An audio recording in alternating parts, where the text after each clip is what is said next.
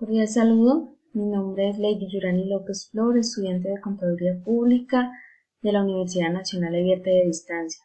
A continuación, junto a mi compañera Aura Cristina Rivera Aguirre, mi compañero Pulso Mosquera Quinto y mi compañera Mayrani Villegas Triviño, procederemos a exponer la temática de los contratos públicos y privados. ¿Cuáles son las diferencias entre contrato público y el contrato privado? La primera diferencia se refiere a las partes involucradas en el contrato, donde en el contrato público una parte es el Estado o una entidad pública del Estado y la otra parte puede ser una persona natural o una persona jurídica. Por lo contrario, en el contrato privado, las partes involucradas en el contrato todas pueden ser personas naturales o personas jurídicas, ya no tienen ninguna relación con el Estado. Otra diferencia es el origen de los recursos, donde en el contrato público los recursos son del Estado y en el contrato privado los recursos son independientes, o sea que son inversionistas independientes, como comerciantes o empresarios, pero tienen que ser personas independientes. Otra diferencia es en la selección de los contratistas. En el contrato público, el contratista se selecciona por medio de la licitación pública, valga la redundancia. Y en el contrato privado, la selección de contratista es libre, o sea que se selecciona el contratista según, digamos, las condiciones o las preferencias que tenga el contratador. Y la última diferencia que tenemos en esta diapositiva es que en el contrato público se busca un beneficio social, o sea que con la ejecución del contrato lo que se busca es brindar un beneficio para la sociedad, como por ejemplo puede ser una escuela, la construcción de un puente, la adecuación de alguna instalación pública. Y en el contrato privado el beneficio es para personas independientes. Entre las partes del contrato público podemos encontrar el contratante, que es la persona encargada de solicitar y la cual paga por un servicio o por un producto. El contratista es la persona que recibe ese dinero y es la encargada de prestar ese servicio o vender ese producto. El interventor es una persona externa encargada de la ejecución del contrato, encargada de verificar de que se ejecute totalmente el contrato. Y el objeto del contrato es el sitio donde se expone con qué finalidad se va a realizar el contrato. El presupuesto es esos recursos que se necesitan para la ejecución de ese contrato y los anexos se ponen si hay necesidad. En las partes del contrato privado encontramos el título donde se debe exponer la naturaleza del contrato, el contratante, que como en el contrato público es una persona que solicita un servicio o un producto, pero en este caso es una persona particular, no es una entidad pública. El contratista es la persona que presta el servicio y que recibe el dinero. En el cuerpo sustantivo del contrato se pueden exponer los anteriores ítems y además de eso se expone pues la fecha de desarrollo del contrato. En la exposición iría la explicación o la definición de objetivo del contrato, que se pretende realizar con el contrato, y los costos. El cuerpo normativo es donde se escriben normas que tienen que ver relacionar con el contrato, que se tienen que cumplir. Y el cierre, que es donde se ponen las condiciones del contrato y los anexos si son necesarios. Cordial saludo, mi nombre es Aura Cristina Rivera Aguirre y les voy a hablar sobre los tipos o clasificación de contrato público y privado. En los contratos públicos tenemos el contrato de obra, que son para la construcción, mantenimiento y en general para cualquier trabajo material. Está el contrato de consultoría, que son necesarios para realizar estudios acerca de un proyecto o asesorías de control y supervisión. Contrato de prestación de servicios, cuando las partes acuerdan y se comprometen a realizar una actividad determinada.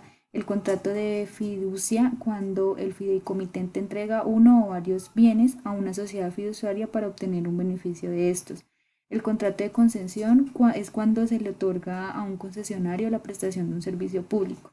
Contrato de comodato cuando el propietario de un bien cede el uso de este y la otra parte tiene la obligación de restituirlo al término del periodo estipulado. Contrato de arrendamiento de inmuebles es cuando una parte concede el goce de un inmueble y la otra paga por este goce. El contrato de compraventa cuando una parte se obliga a dar en venta una cosa y la otra parte paga en dinero el precio de la cosa recibida. Contrato de suministro cuando un proveedor suministra bienes o servicios a un cliente con un precio y condiciones previamente pactadas. En los contratos privados tenemos el unilateral, que es cuando una sola de las partes del contrato se compromete a responder por las obligaciones del mismo. El bilateral, cuando las dos partes del contrato se comprometen a responder por las obligaciones del mismo. Contrato gratuito es cuando una de las partes del contrato es quien se beneficia. El contrato oneroso es cuando todas las partes del contrato se benefician. Contrato comunitativo es cuando las partes del contrato no se benefician con dinero, sino que el beneficio lo reciben en especie. Contrato aleatorio, los beneficios económicos de las partes dependen de un hecho que puede o no suceder. El contrato real, aquí es necesario que se entregue a la otra parte el objeto por el cual se está realizando el contrato. Contratos solemnes se deben cumplir ciertos tipos de formalidades sin las cuales no tendría efecto el contrato. El contrato verbal es en el que con la palabra es suficiente. Contrato escrito se realiza un documento en el que se especifican las condiciones y términos del contrato. El contrato a término fijo es en el que se establece un rango de tiempo en el que se indica la duración del contrato.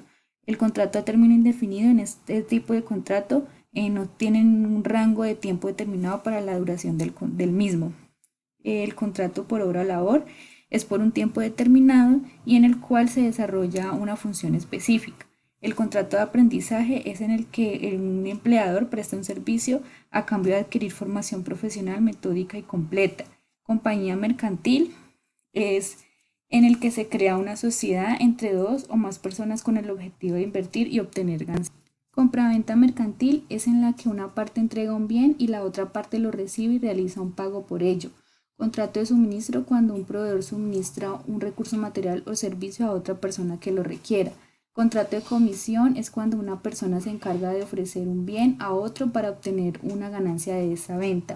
El contrato de depósito es cuando una de las partes entrega un bien a la otra para que éste después lo guarde y reintegre en el momento que se solicite. Y por último, el contrato de leasing es por medio del cual se arrienda un inmueble con el fin de comprarlo. Gracias. Cordial saludo, mi nombre es Wilson Mosquera y en este caso me tocó tratar el tema de principios de la contratación pública y privada. Tenemos en los principios de la contratación pública el debido proceso.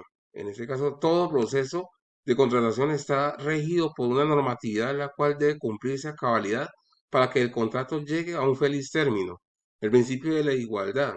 Todas las personas son iguales y merecen el mismo trato y sin distingo de raza, religión, clase social, a excepción que por su condición económica, física o mental se encuentren en circunstancias de debilidad, las cuales tendrán otro tipo de trato, un trato especial.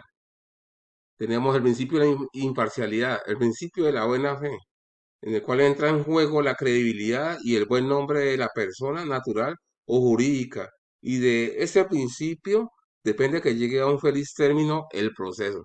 Tenemos el principio de la moralidad, de la participación, la responsabilidad, la transparencia, publicidad, coordinación, eficacia, economía, celeridad, equidad, eficiencia, valoración de costos ambientales, concurrencia, planeación, omisión del deber de planeación, previsibilidad. Esos son de la contratación pública. Contratación privada. Tenemos el abuso del derecho, tenemos la autonomía de voluntad, la buena fe, tenemos la consensualidad. Es cuando las personas que van a realizar el contrato llegan a un mutuo acuerdo de lo que se recibe y lo que se paga. Tenemos el principio de la obligatoriedad. Todo contrato legalmente celebrado es una ley y no puede ser invalidado sino por consentimiento mutuo o causas legales. Tenemos el principio de la costumbre, error común, imprevisión, relatividad, enriquecimiento sin causa, el cual trata de que nadie puede enriquecerse sin causa justificada o a expensas de otro. Tenemos también el de eficiencia, causa concreta, sociabilidad e inalterabilidad. Buenas, mi nombre es Amayani Villegas y hoy les voy a hablar sobre la responsabilidad por incumplimiento del contrato público. La Constitución Nacional estableció que el régimen de responsabilidad aplicable al Estado es el patrimonial. Ello significa que el Estado responderá patrimonialmente por los daños antijurídicos que le sean imputables, causados por la acción o la omisión de autoridades públicas. Esto quiere decir que cuando un contrato público no se lleva a término, el Estado es el encargado de responder por dicho contrato. Responsabilidad por incumplimiento al contrato privado. Cuando una de las partes ha cumplido y la otra incumplido, quien ha cumplido tiene dos opciones de elegir, dadas por el artículo 1546 del Código Civil. Exigir la resolución del contrato, que esto quiere decir que se termine el contrato, pero dicha parte que no ha cumplido tiene que pagar una multa. O exigir el cumplimiento del contrato. Esto quiere decir que tienen que terminar el contrato como se había estipulado desde el principio. La parte que ha cumplido puede a su árbitro elegir una de estas dos opciones, la que más le convenga. Aplicación del principio de igualdad en interés general y particular. El principio de igualdad es uno de los elementos más relevantes del Estado constitucional. Este principio, en términos generales, ordena dar un trato igual a quienes se encuentran en la misma situación fática y un trato diverso a quienes se hallan en distintas condiciones. Esto quiere decir que todas las personas debemos ser tratadas de la misma manera, a excepción de las personas cuya condición física o mental se encuentran en circunstancias de debilidad, las cuales pues recibirán un trato especial. La prevalencia del interés general sobre el particular se refiere a la consideración de preponderancia de lo social por encima de lo individual. Los intereses de la comunidad priman sobre los de los individuos, pero deben realizar fines que a todos beneficien. Se trata sin más de la idea del bien común. Gracias.